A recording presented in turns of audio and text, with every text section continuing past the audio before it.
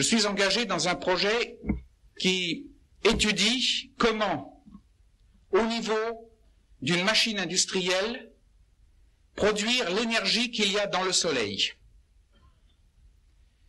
Les deux mots fusion thermonucléaire veulent bien dire ce qu'ils veulent dire pour ceux qui sont au courant de ce jargon technologique. Dans le Soleil, vous avez à peu près 2,5 millions de tonnes de matière qui se transforment en énergie par seconde. Cette matière, ce sont des gaz à base d'hydrogène, hélium et isotopes qui, par suite de collisions extrêmement intenses, restent collés les uns aux autres, forment un nouveau corps, et il y a un supplément qui est de l'énergie relâchée qui rayonne. Bien sûr, elle rayonne de la chaleur, de la lumière, elle rayonne aussi des neutrons, des alphas, tout ça se passe dans le Soleil. Alors l'homme a pensé qu'il serait bon qu'à un certain stade de sa recherche, il s'occupe aussi de voir si c'était faisable sur Terre, de se construire un petit soleil artificiel et partant de là, fabriquer de l'électricité. C'est ainsi qu'est venu le projet de fusion thermonucléaire en existence. Fusion veut dire donc collage d'atomes et thermonucléaire parce qu'il s'agit de noyaux et qu'ils dégagent beaucoup de chaleur, thermos. Voilà les mots décodés. Nous sommes 11 pays réunis en un projet qui coûte à peu près 2,5 milliards de francs actuels par tranche de 5 ans. Donc il faut l'effort de conjuguer de nations, les 9 pays de la communauté européenne, ainsi que la Suisse et la Suède. Et nous construisons cette machine qu'on appelle le tokamak. C'est comme une sorte de forme toroïdale, un grand pain couronne de 10 mètres de diamètre et de à peu près 5 mètres de haut, dans lequel on fait le vide et on injecte ce gaz. Et cette cuve, si vous voulez, c'est le secondaire d'un immense transformateur qui pompe de l'énergie du réseau pour démarrer la réaction, qui pompe 500 millions de watts. Et on fait un grand court-circuit, et 5 millions d'ampères passent dans le vide de cette cuve à travers le gaz que nous avons mis. Tout autour de la cuve, il y a des bobines très impressionnantes, des bobines magnétiques, qui créent une suspension magnétique qui, lorsque ce courant de 5 millions d'ampères passe dans le gaz, crée une matière déjà à 2-3 millions de degrés centigrades, qui est suspendue dans ce vide grâce au champ magnétique et dont on contrôle la position par la position des champs magnétiques. L'homme ne fait pas ça à la main. La machine que nous construisons va traiter à peu près 1 million d'informations par seconde. Vous voyez, l'ordinateur, la taille de l'ordinateur qui va diriger tout cela. Nous sommes à peu près 350 scientifiques de 11 pays, comme je l'ai dit, et nous nous sommes donnés comme tâche de montrer que l'on peut atteindre le seuil où les atomes commencent à se coller, c'est-à-dire 60-70 millions de degrés. En fait, la machine est prévue pour fonctionner à 100 millions de degrés par impulsion. Cela peut vous paraître de la science-fiction. C'est une forme d'énergie qui est naturelle dans le sens qu'elle existe dans les planètes, les étoiles, le Soleil, mais l'homme le fait d'une façon artificielle pour plus tard faire de l'électricité. Notre machine ne va pas produire de l'électricité, il y a beaucoup d'études à faire, et ce n'est que vers les années 2020-2030 que nous verrons apparaître le premier réacteur à fusion thermonucléaire, tant il y a de recherches encore à faire dans ce domaine. Je suis là dans une communauté de scientifiques que l'on part d'une auréole en général. On se dit, certains ont utilisé cette expression de grands prêtres d'une religion moderne qui est celle de la connaissance. On les part d'une auréole, on les met sur un piédestal, et pourtant ce sont des êtres humains comme tout le monde. Ce sont des gens qui sont foncièrement dédiés à leur tâche et qui veulent arriver, il y a d'autres projets comme cela dans le monde, un aux États-Unis, un en URSS et un au Japon, et vraiment, il y a là la motivation, le dévouement, la compétence. Est-ce que cela suffit?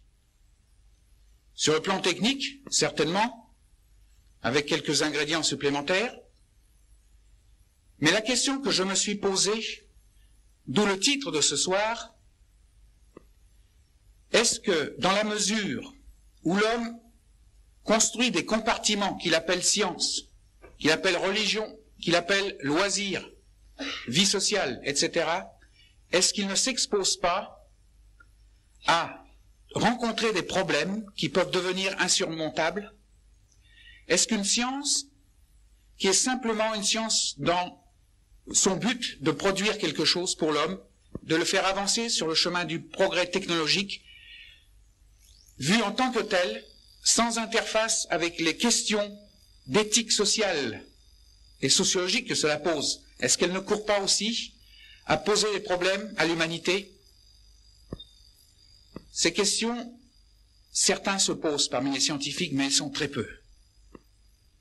D'autre part, je suis croyant, je crois en Dieu, je crois à la puissance de Dieu, la puissance de son amour exprimée dans la personne de Jésus-Christ. Et on m'a souvent demandé comment vous, scientifiques, pouvez réconcilier cela avec l'état des connaissances qui, maintenant qu'elles expliquent de plus en plus de choses, repoussent cette autre explication qu'on appelle Dieu et qui était utile, disons au Moyen-Âge, tant que l'homme était dans l'obscurantisme et qui maintenant recule de plus en plus. Science et foi, divorce ou harmonie? C'est une question qui est bien plus qu'une question académique ou philosophique. C'est une question qui nous préoccupe tous ce soir, pas seulement ici, mais dans la société en général.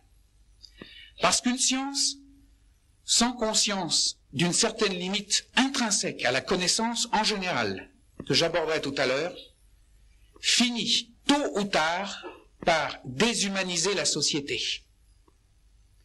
Mais la société ne se laisse pas déshumaniser facilement.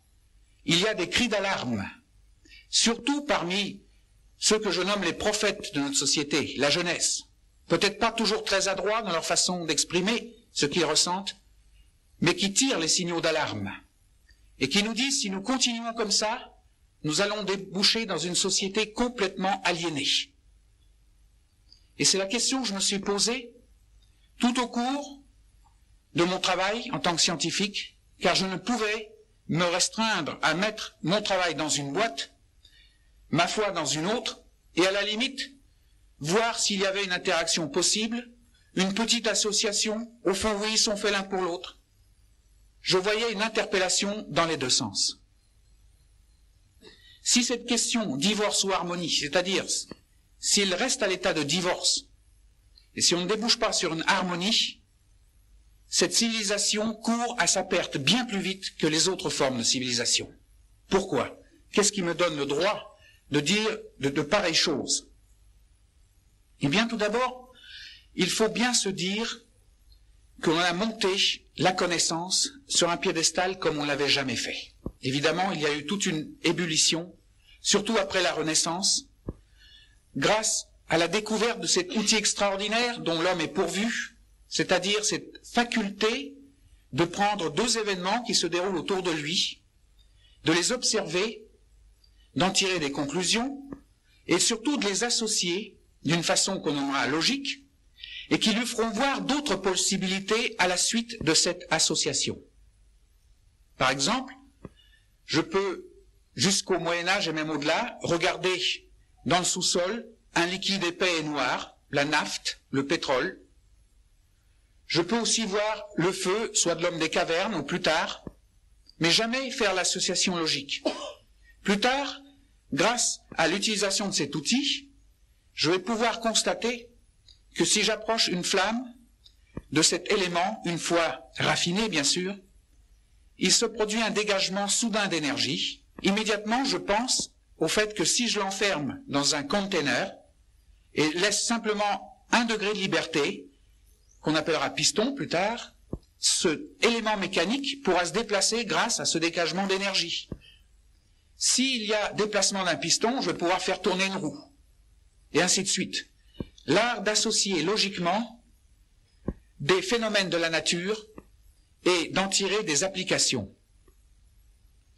Et j'ai été frappé de constater, en lisant la Bible, dans le texte original, dans l'hébreu, et grâce à la méditation de beaucoup d'écoles rabbiniques, que la création s'arrête à un moment donné, à un stade donné de complexité, tel que l'homme la découvre lorsqu'il parvient à ses outils de scientifique et d'observation après un certain nombre d'années de formation. Il y a un certain degré de complexité et que, à la fin de la création, Dieu se retire pour que l'homme continue l'œuvre. Cette fois-ci en prenant les éléments existants, en les associant et en s'organisant. Cette continuation a connu des périodes d'obscurantisme très longues. Au cours de notre histoire, c'est seulement après la Renaissance qu'il y a toute une effusion, toute une utilisation de cet outil de la logique, du rationalisme, qui va permettre à l'homme de faire progresser sa connaissance des phénomènes de la nature. Mais il y a d'autres formes de connaissance.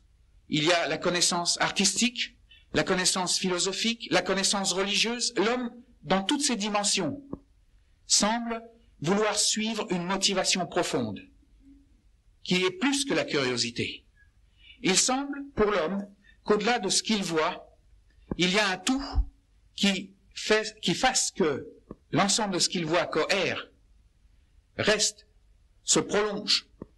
Et il voudrait atteindre cet absolu, alors il se lance à la recherche dans toutes les directions possibles, la direction de son outil rationnel, de sa pensée, de sa méditation profonde, et partout il essaye d'atteindre cet absolu. Mais, à la limite, il débouche sur quelque chose qu'il pense être un absolu, qu'il érige souvent en vérité, alors qu'il ne débouche que sur une projection de lui-même. Qu'est-ce que j'entends par là? Le côté scientifique, le côté de notre outil de la pensée, le montre bien, car lorsque nous observons par exemple la lumière, nous commençons par la recevoir sur l'œil, la rétine. Nous pouvons aussi la recevoir sur des instruments bien plus compliqués. Entre parenthèses, ces instruments sont une prolongation de nos sens, dans une direction plus perfectionnée. Donc, ces instruments traduisent nos sens aussi. Et, parce qu'il réagit à la lumière, parce qu'il a été fait pour réagir à la lumière, sauf le cas des aveugles donc, où le circuit est coupé quelque part, parce qu'il a été fait pour réagir à la lumière, il ressent quelque chose sur laquelle il se penche et il réfléchit. Grâce à cet outil de la logique, il va manipuler le phénomène, par exemple en faisant traverser à la lumière un morceau de verre de forme bizarre. Il va voir que cette lumière va se décomposer en couleurs et ainsi de suite. Il procède suivant cette motivation de la connaissance.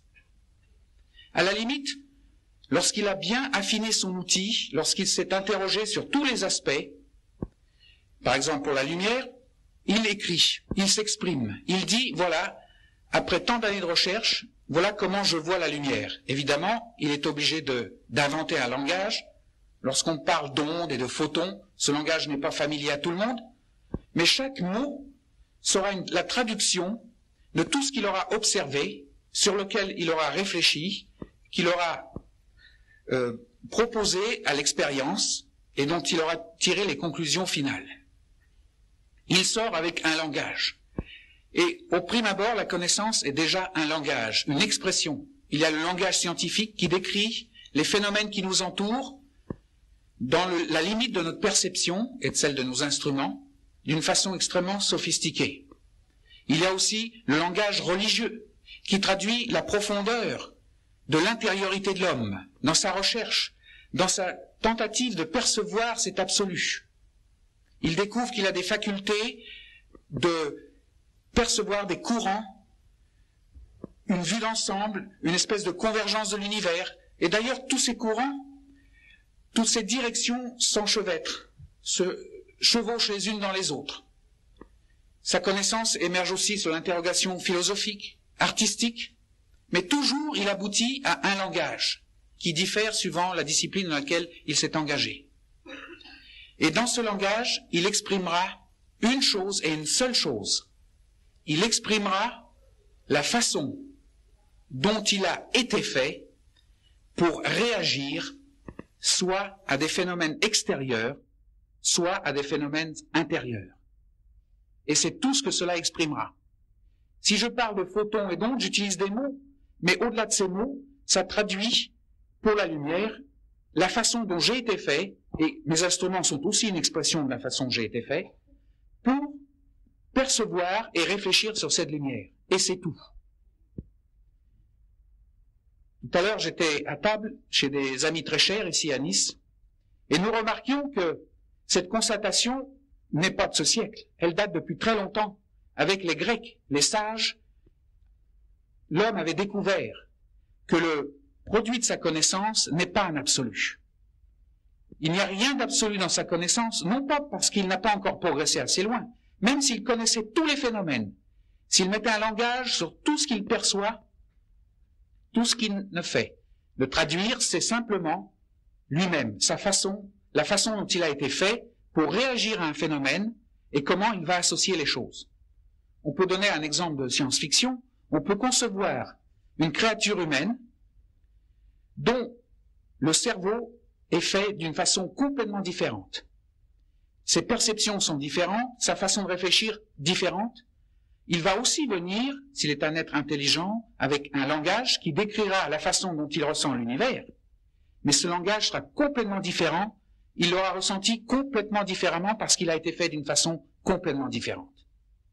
Donc, ce que nous appelons connaissance, avec un C majuscule, et en particulier la science qu'on érige maintenant sur un piédestal, on explique tout, donc pas besoin du reste, n'est ni plus ni moins qu'une réalité extrêmement relative et propre à l'homme, et l'homme en est prisonnier. Alors, la question est, qu'est-ce qu'il y a au-delà de cet univers que je me suis créé à travers ma connaissance? Quand je reçois la lumière, quand je dis lumière, quelle est la vérité derrière la lumière? Quel est l'absolu? Quand je dis lumière, le mot exprime simplement comment j'ai été fait pour ressentir ce quelque chose que j'ai appelé lumière. Et c'est tout. Qu'est-ce qu'il y a au-delà? J'ai été élevé dans une famille d'émigrés russes. C'étaient des chrétiens. Mon père avait quitté l'URSS. Il était membre d'un équipage d'un croiseur de la marine et l'équipage avait déserté comme un seul homme, 450 hommes. Et il s'était retrouvé à l'ouest. Ma mère était venue chassée par la persécution anti-religieuse des années 1920 et il s'était retrouvé dans la région parisienne, dans une enclave de Russes. Se sont mariés là, c'était des gens croyants. Et j'ai été élevé, donc, dans une atmosphère de foi religieuse. Mais comme toute éducation, on ne transmet pas un héritage comme on le ferait pour l'argent. J'ai entendu, je ne me suis pas révolté, je n'étais pas convaincu non plus. J'ai pris pour ce que ça venait, j'ai vu l'effet que ça avait sur leur vie, mais ça me laissait relativement indifférent. Et je suis parti à l'université où, après plusieurs années d'études, une licence, une thèse, je suis entré au commissariat à l'énergie atomique. Mais tout au long de mes études, tout au long des premières années de mon travail, j'étais envahi par un malaise grandissant. Et pourtant, j'avais tout ce qu'il fallait pour être heureux. De bons diplômes, une belle situation, une charmante épouse, des enfants, tout. Et j'étais pourtant atteint d'un malaise, car je ne pouvais pas me résoudre à ce que faisaient tant de mes collègues, de mettre ma connaissance, mon travail dans une boîte. Et puis, par exemple, d'aller tous les dimanches à l'église, puisque ça se faisait, et que mes parents auraient eu plaisir à me voir assister au service du dimanche matin. Quelque chose ne collait pas. Il semblait qu'il y avait comme un divorce entre cette connaissance dont j'étais un peu un dépositaire et cette foi que je ne vivais pas d'une façon vivante. Et quand je dis divorce, je crois que ceux qui ont organisé cette conférence ont mis le mot juste. avant qu'il y ait divorce, il y a unité. Il n'y a pas de divorce entre deux gens qui ne sont jamais épousés. Science et foi, connaissance, je devrais dire, et cette capacité d'aller au-delà du visible ne faisait qu'un au départ. S'il y a eu divorce, c'est qu'il y a eu dénaturation de l'un comme de l'autre. Dialogue impossible, donc divorce. Juste comme dans le mariage. La science, si je persiste à dire l'absolu que je crois être la science, il n'y a rien d'autre, il n'y a rien au-delà, tout ce qui ne s'explique pas rationnellement est à rejeter, je vis dans une illusion. Et pire, je dirais comme Alexandre Solzhenitsyn, mon compatriote, je dirais que c'est un mensonge existentiel. C'est un mensonge. D'autre part, la foi, je l'ai vu souvent ramenée à des petites pratiques, à une bigoterie, une croyance dans quelque chose, une superstition. Je l'ai vu aussi se dénaturer, alors que je savais que du pays d'où venaient mes parents, il y avait un phénomène extraordinaire de renouveau, et qui persiste encore de nos jours, et qui a grandi. Une foi vivante qui n'est pas simplement une escapade, une fuite parce que le régime est oppressif, mais une redécouverte du sens profond des choses. Et de l'autre côté, je voyais ces exemples de dénaturation, de gens qui se cramponnent à des croyances et qui deviennent de ce fait-là coupés du monde, dans comme une petite famille, mais qui n'en était pas, qui n'a aucun dialogue avec le reste du monde. Et ça, je ne pouvais pas l'accepter. Et je me comprenais déjà, avant même que cette question me fût posée, qu'il y ait possibilité de divorce. Alors, s'il y a possibilité de divorce, est-ce qu'il y a possibilité de réconciliation? C'est la question qui nous est posée ce soir. Et la réponse est oui. La réponse est oui, parce qu'il y a une possibilité de réconciliation qui amènera le couple science et foi sur un plan de vibration, d'harmonie encore plus grand qu'au point de départ. Et c'est tout le sens que j'ai découvert. Tout est une progression. S'il y a eu un jour un divorce, par suite de malentendus, de dénaturation, il y a toujours la possibilité de revenir à une harmonie. Et c'est un peu cela que je voudrais voir. Tant que l'un et l'autre demeurent, chacun dans son coin, sous leur forme dénaturée, l'un croyant que tout ce qui s'explique est la vérité, et point final, sans se rendre compte que ce qu'il explique n'est que la traduction de la façon dont il a été fait, donc propre à l'homme, poussière perdue dans un univers où il y a des milliards d'années-lumière de distance, et prétendent que c'est la vérité. Et de l'autre côté, ceux qui, partant pourtant d'un message extraordinaire, et le christianisme était censé annoncer au monde que tout a un sens, et que la science intègre dans ce sens, une science avec conscience de cette limite, voilà qu'il avait aussi perdu, s'était dénaturé. Alors, l'un comme l'autre sont cause d'aliénation de la société.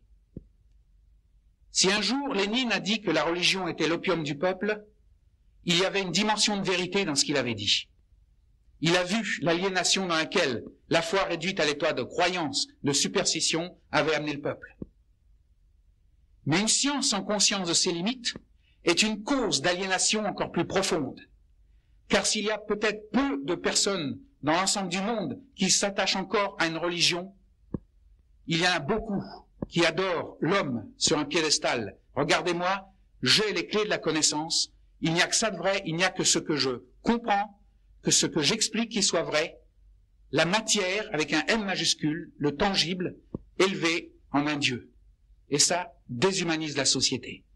La déshumanise puisque si l'homme se croit un Dieu dans ces conditions et qu'il demeure aliéné parce qu'il lui manque sa dimension essentielle, une foi vivante, à ce moment-là, il pourrit très vite sur pied, comme tout ce qui n'est pas dans son environnement correct.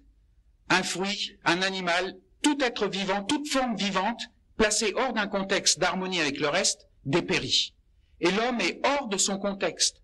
On parle beaucoup d'environnement ces jours-ci. On parle de pollution. On nous dit, nous détruisons à une vitesse catastrophique notre univers par suite de la pollution industrielle, la pollution des centrales, etc. Et l'homme semble oublier qu'il fait partie de cet environnement, qu'il est lui-même environnement. Et la Bible dit, tant que tu n'as pas réglé le problème de la pollution intérieure, c'est pas la peine que tu t'occupes de régler ton environnement. Car tu auras beau régler, du jour au lendemain, supprimer toutes les centrales nucléaires, tu vas te retrouver avec un autre problème de pollution. Et encore un autre et encore un autre. Pourquoi? Parce que la vraie pollution, elle est dans ton cœur. Tant que tu vis sur cette illusion, ce mensonge existentiel, où tu crois qu'il n'y a que ce que tu connais, que tu comprends qui est la vérité, tu es pollué, tu es aliéné et tu pollues la société. Tu la déshumanises, la société crie, la société se débat dans la violence, dans la corruption, elle se détruit très vite. Et l'histoire des civilisations l'a bien montré. À chaque fois qu'une dimension supplémentaire de connaissance faisait qu'un type de civilisation partait dans un progrès tout à fait relatif d'ailleurs, mais accéléré, cette société se corrompait tout aussi vite. Et j'aimerais vous lire un passage que la Bible a signifié, a essayé de décrire dans ces paroles d'une lettre que l'apôtre Paul avait écrite à l'église de Rome, il y a près de 19 siècles. Et voici ce qu'il disait: « La colère de Dieu se révèle du ciel contre toute impiété et toute injustice des hommes, qui retiennent injustement la vérité captive. Car ce qu'on peut connaître de Dieu est manifeste pour eux, Dieu le leur ayant fait connaître. En effet, les perfections invisibles de Dieu, sa puissance éternelle et sa divinité se voient comme à l'œil, depuis la création du monde, quand on les considère dans ses ouvrages. Ils sont donc inexcusables, puisqu'ayant connu Dieu, ils n'ont point glorifié comme Dieu, et ne lui ont point rendu grâce. Mais ils se sont égarés dans leurs pensées, et leur cœur sans intelligence a été plongé dans les ténèbres. Se vantant d'être sages, ils sont devenus fous, et ils ont changé la gloire du Dieu incorruptible en image représentant l'homme corruptible, des oiseaux, des quadrupèdes, des reptiles. C'est pourquoi Dieu les a livrés à l'impureté selon les convoitises de leur cœur, en sorte qu'ils déshonorent eux-mêmes leur propre corps. Eux qui ont changé la vérité de Dieu en mensonge et qui ont adoré et servi la créature au lieu du Créateur, qui est béni éternellement. » Même problème. Ils ont érigé, en fin de compte, la créature sur un piédestal, puisque l'homme est capable d'envoyer quelqu'un sur la Lune, de communiquer aux vitesses que l'on connaît, dans l'amplitude que l'on connaît, de promener des fusées dans tous les coins de l'espace, d'expliquer son héritage génétique, etc., etc., l'homme est quelqu'un d'extraordinaire. Oui, il est quelqu'un d'extraordinaire. Oui, cet outil de la science est quelque chose d'extraordinaire. Mais, de grâce, respectons l'ordre des priorités. Ce n'est pas la priorité ultime, ce n'est pas la réalité ultime, le fruit de ma connaissance. Et tant que je l'érige en réalité ultime, sachant pertinemment qu'il y a un au-delà, pas dans le sens de ciel-enfer, mais il y a quelque chose qui transcende tout cela, que je ne peux pas expliquer.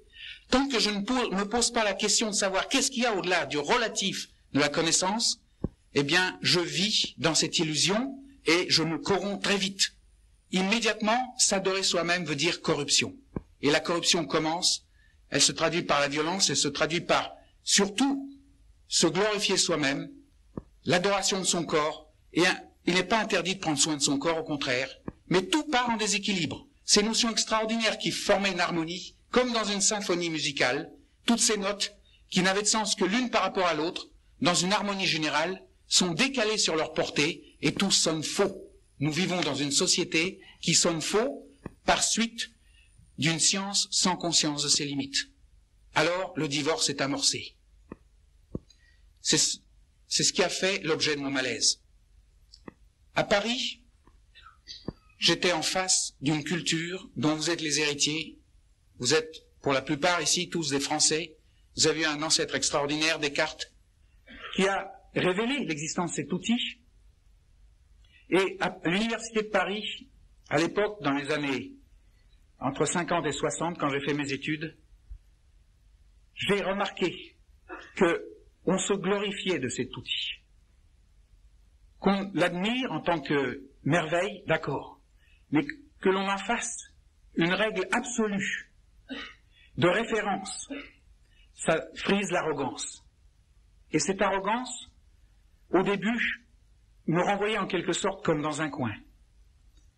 Mais dans ce coin, j'ai appris aussi que j'avais négligé ce livre.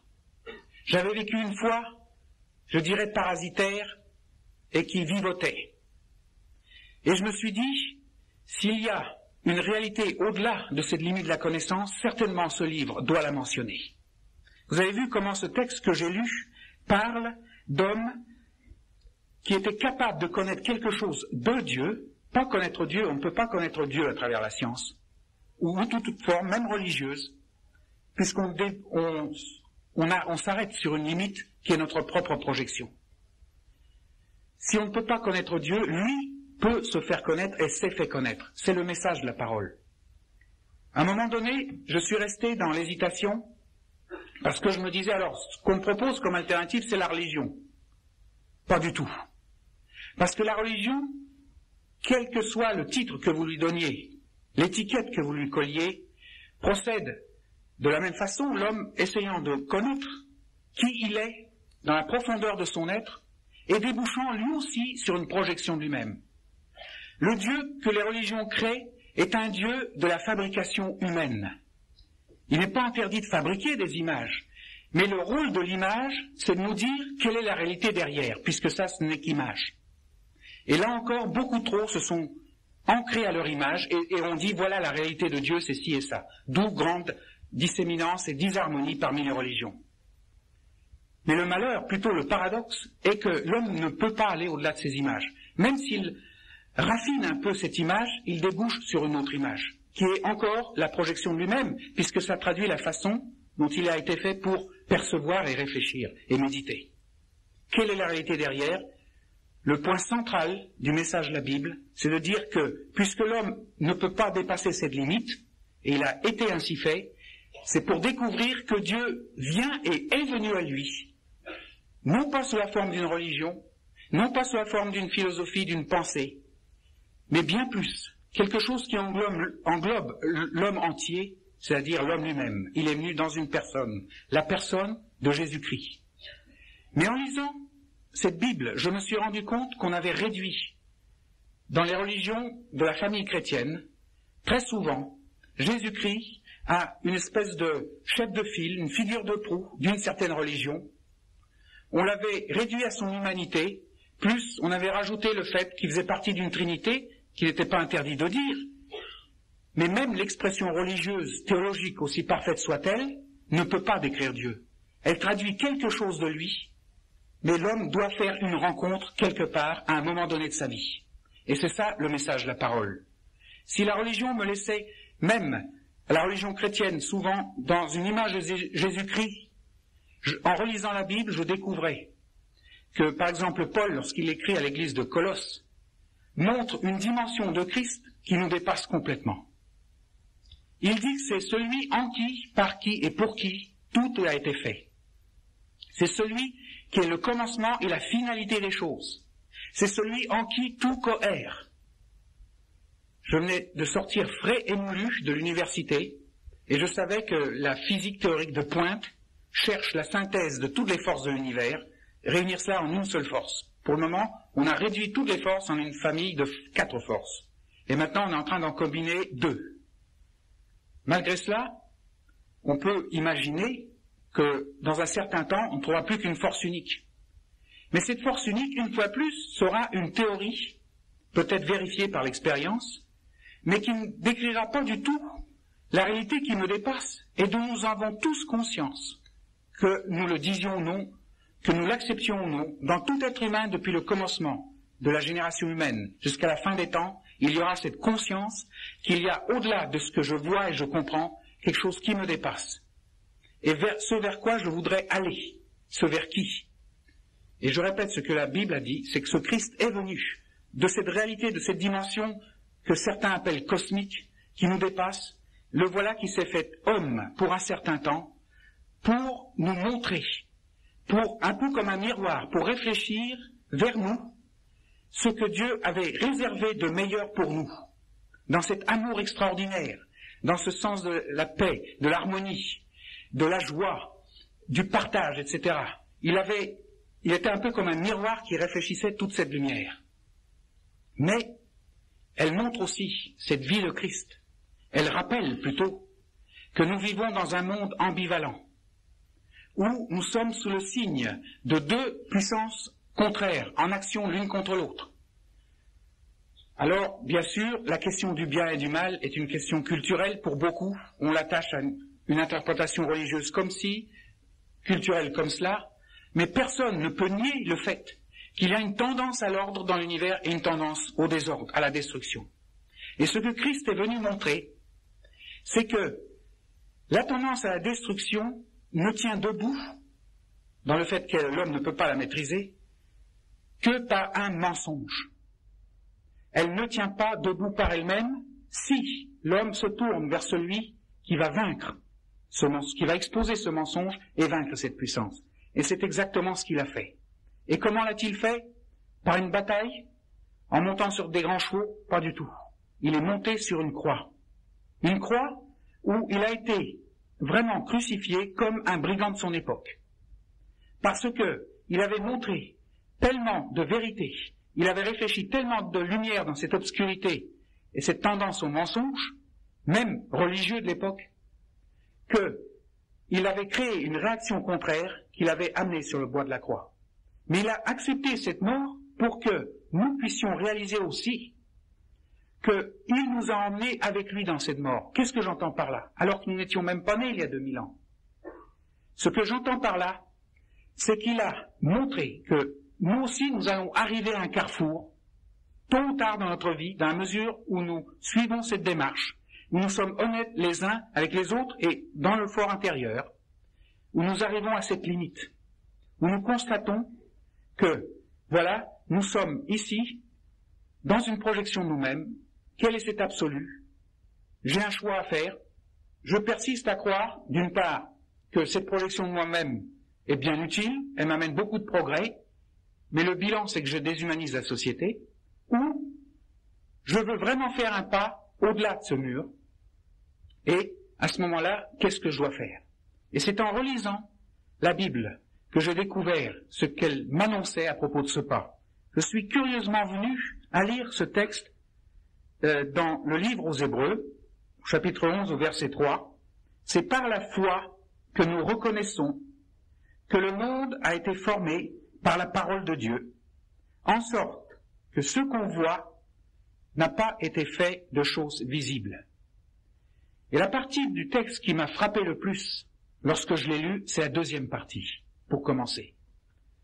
Ce qui est visible, ce que l'œil voit, n'a pas été fait de choses visibles. En d'autres termes, la réalité que l'instrument scientifique me permet de percevoir, la réalité que la méditation religieuse me permet de toucher, la réalité que l'art, la philosophie me permettent d'aborder, sont des réalités qui sont tangibles, visibles, c'est le sens du mot visible, mais que ce n'est pas la réalité ultime, que l'ultime est invisible, c'est-à-dire inabordable par nos sens.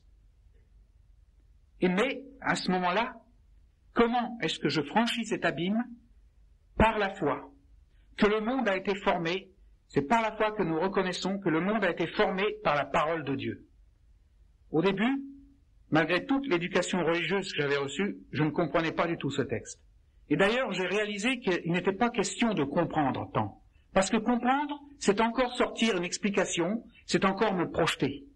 Moi-même, décrire la façon dont j'ai été fait dans cette façon d'expliquer un verset. Alors j'ai médité, je me suis mis à l'écoute de la parole.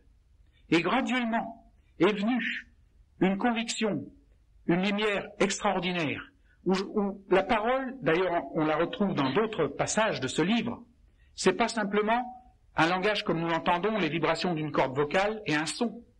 La parole, c'est l'ordre. En quelque sorte, prenez l'exemple d'un puissant potentat, un chef de gouvernement. Comparez sa parole à la vôtre, rien que pour une question d'échelle. Lorsqu'il dit, par exemple, le Premier ministre ou le Président de la République quelque chose au Conseil des ministres, lorsqu'il engage le Conseil dans une instruction précise, il sait que cela sera répercuté dans tout le pays. Sa parole a une puissance beaucoup plus grande que la nôtre prononcée dans les mêmes circonstances, bien que nous ne soyons pas invités à l'hôtel Matignon ou autre, ou à l'Élysée, mais notre parole, parce que nous sommes citoyens de la rue, aura beaucoup moins de puissance. Puisque lui est investi de puissance, ce qu'il dit a une répercussion beaucoup plus grande.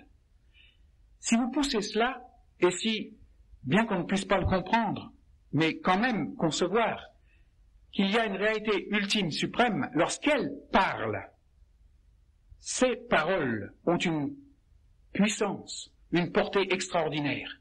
Et cette portée ira jusqu'à l'apparition de l'univers. Ah, voilà quelque chose qui venait mettre en opposition, ou plutôt sur un point d'interrogation, tout ce que j'avais appris. Du côté scientifique, où nous cherchions la cause de l'univers, le point de départ. Et voici que la Bible me dit, c'est Dieu qui parle, lorsqu'il parle, il crée, et je n'entre en contact, en relation avec cela, que par la foi. Et nous voici ramenés à la foi. J'ai délibérément laissé de côté, depuis le début, ce que j'entendais par la foi. La foi, j'en ai montré des aspects négatifs et dénaturés. Mais j'ai réalisé que la foi est cette capacité qu'a l'homme d'entrer en relation avec cette puissance qui le dépasse, d'où est sortie la création, donc lui-même. Il y a une possibilité de relation de confiance réciproque dans laquelle il va trouver la vie.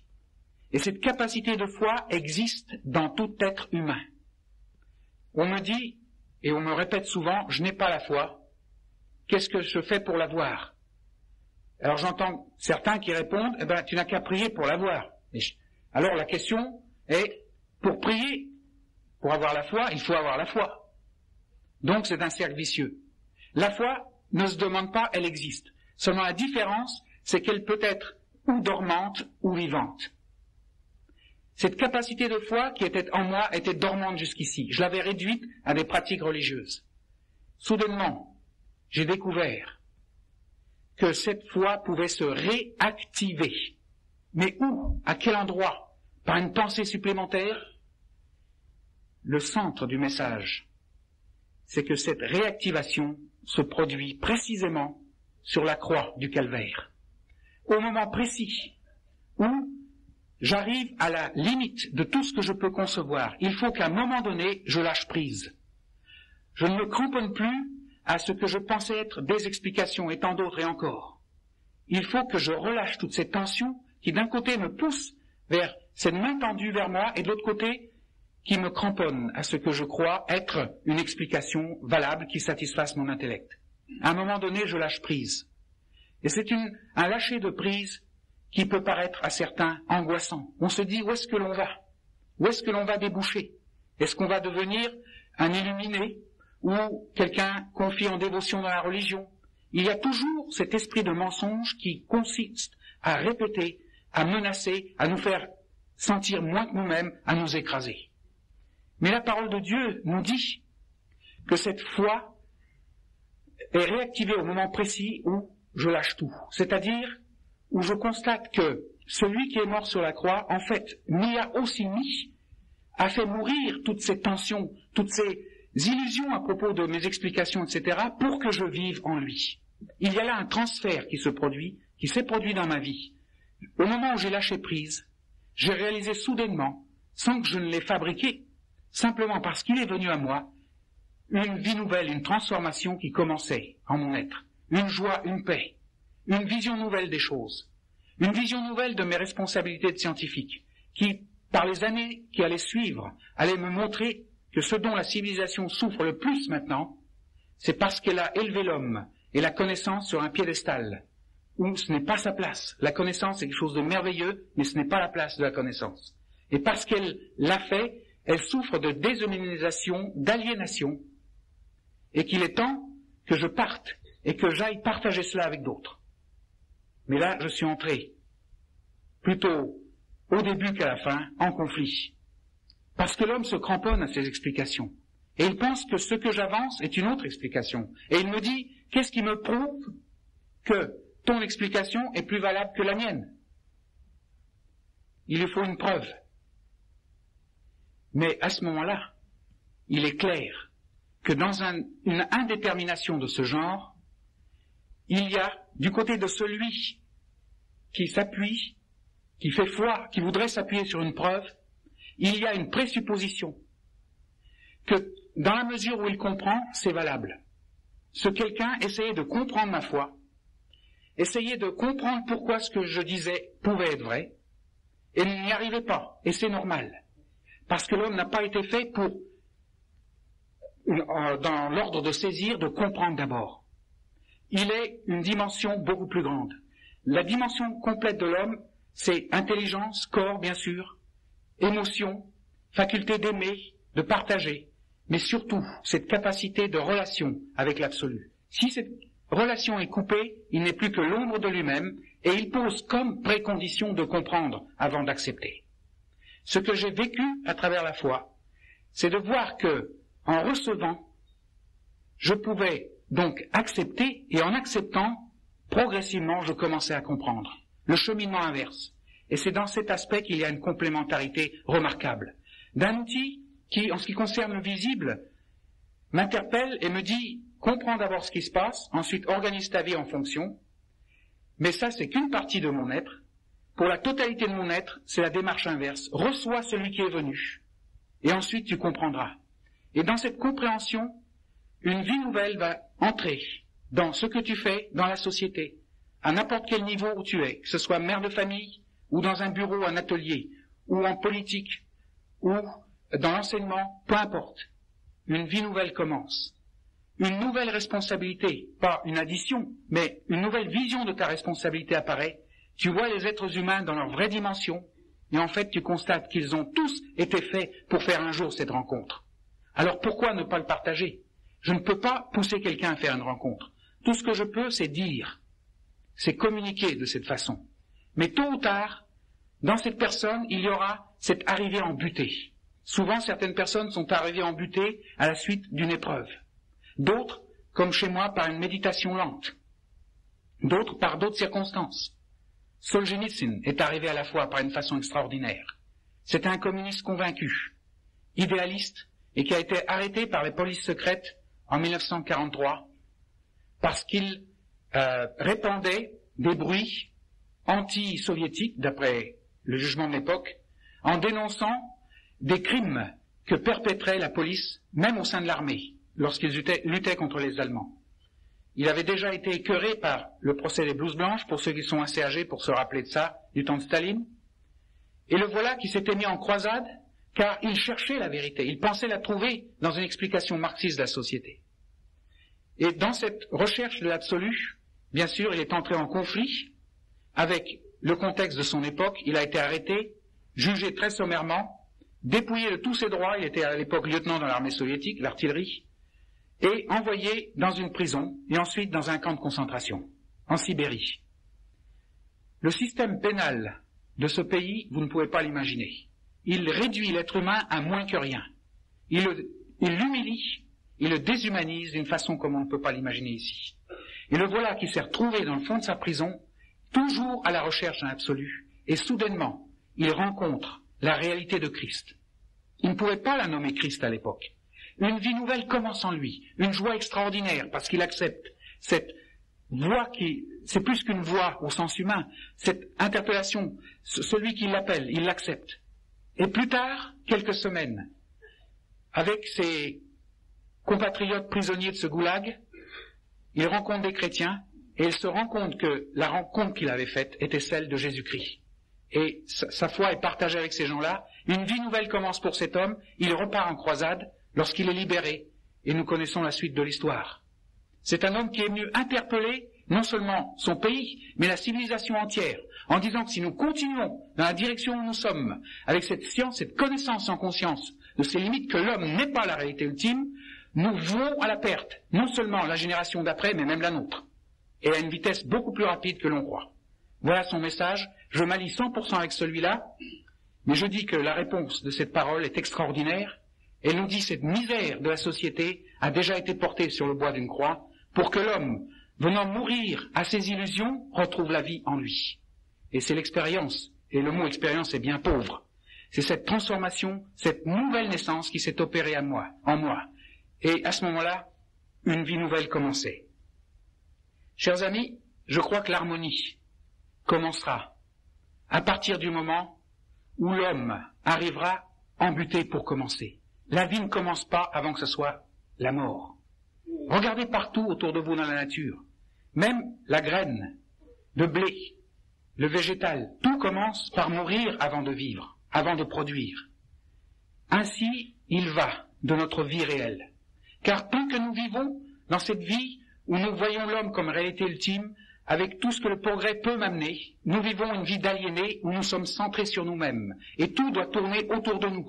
Et c'est la collision entre des êtres centrés sur eux-mêmes. Voilà ce qu'est la société. Souvent, malheureusement. Mais heureusement qu'il y a encore un ferment dans cette société de gens qui ont été libérés, désaliénés, par la suite de cette rencontre avec le Christ. Ils ne sont pas supérieurs à d'autres, ils font simplement retour à la normalité. L'aliénation, c'est pas forcément être fêlé de la cafetière. L'aliénation mentale, c'est des facultés qui manquent, donc on ne se comporte pas normalement. Mais il y a une forme d'aliénation bien plus grave. C'est l'aliénation spirituelle. L'homme est fait pour vivre dans cette relation de confiance avec ce Dieu qui le dépasse et qui est venu s'exprimer dans la personne de Jésus-Christ. Tant qu'il ne vit pas dans cette relation, il n'est que l'ombre de lui-même. Il lui manque une faculté essentielle, il est aliéné. Et on ne peut pas construire une société viable, quelle que soit la morale qu'on y met dedans, quelle que soit la législation que l'on mette dedans, on ne peut pas vivre une société viable. Parce qu'une société viable ne peut pas être viable s'il est faite d'individus aliénés. C'est le message très simple de la parole de Dieu et qui nous dit, si tu veux être libre, si tu veux retrouver ta normalité, ta vraie dimension, en fait ton identité, c'est en lui que tu la trouveras, en celui qui est mort et ressuscité afin que tu aies la vie. Voilà le message que j'aimerais laisser. Science et foi, divorce ou harmonie. Si cela s'opère, tant dans celui qui est plongé dans la science, que celui qui croit vivre une foi, mais qui est dénaturé parce qu'il la ramène simplement à des pratiques religieuses, à être vu à faire ceci de bien et cela de bien, à faire des œuvres parce que ça fait bien de faire des œuvres et que ça le contente, c'est encore l'ego, le moi qui parle. À ce moment-là, il y a divorce. Mais voilà qu'une possibilité d'harmonie, de réconciliation est offerte. Quand Dieu a créé le monde, il nous a donné cet outil de la connaissance avec cette possibilité de percevoir les limites de cette connaissance. Nous avons ignoré les limites et de cette unité, science-foi, est sorti un désaccord, un divorce. Chers amis, le moment est venu d'une réconciliation, mais elle ne se fera qu'au seul point de rencontre où s'effectue la vraie réconciliation entre Dieu et les hommes, celui de la croix du Calvaire. Voilà où s'effectue la réconciliation de science et foi. À ce moment-là, de là partent des êtres nouveaux qui peuvent retourner dans la science, dénoncer l'aliénation de la société à cause d'une connaissance sans conscience. Et de cet endroit-là partent de ceux qui ont une foi vivante et qui dénoncent aussi une forme de religiosité hypocrite qui aliène aussi la société. Et dans ce ferment d'une société nouvelle, une réconciliation extraordinaire, science et foi, peut être opérée et qui peut redonner un sens à la société, redonner ce sel dont elle a tant besoin pour arrêter la corruption, pour donner de la saveur à ce que nous faisons et nous offrir une perspective nouvelle. Je ne dis pas que ça se fera sans conflit. Ce conflit, il a été mien. Je suis en train de le vivre précisément en ce moment, car dans le projet où je travaille, dont j'en ai parlé au début, le directeur, lorsqu'il a appris que je venais à des soirées comme celle-ci, qui sont prises sur mes vacances, a dit « Je ne veux pas de ça. C'est impossible qu'on puisse être scientifique et croyant en même temps. Si l'on est croyant, ça fait ça de moins pour la science. Cet homme-là ne pourra jamais se donner entièrement à la science. Je n'en veux pas et mon contrat n'a pas été renouvelé. » Voilà où ça m'a conduit. Mais ça ne me décourage pas. Une page nouvelle tourne. Ça veut dire que je dois encore plus aller, annoncer, connaître d'autres. Et je sais, parmi mes collègues, j'en ai rencontré de tous les pays du monde, y compris l'URSS, qui avaient pressenti cela, qui ne demandent qu'une chose, c'est d'entrer dans cette relation avec un Dieu vivant. À ce moment-là, nous montrerons qu'une science, pour qu'elle soit vraie, en harmonie avec le reste, il faut qu'elle soit faite sur la base de la foi. Donc la foi n'aliène pas la science, Au contraire, la foi donne un contexte et une dimension nouvelle à la science. Voilà ce que je veux proclamer, mais rappelons-nous une chose. Cela n'est possible qu'à ce seul carrefour, celui de la croix, d'où part la vraie vie. Que Dieu vous soit en aide.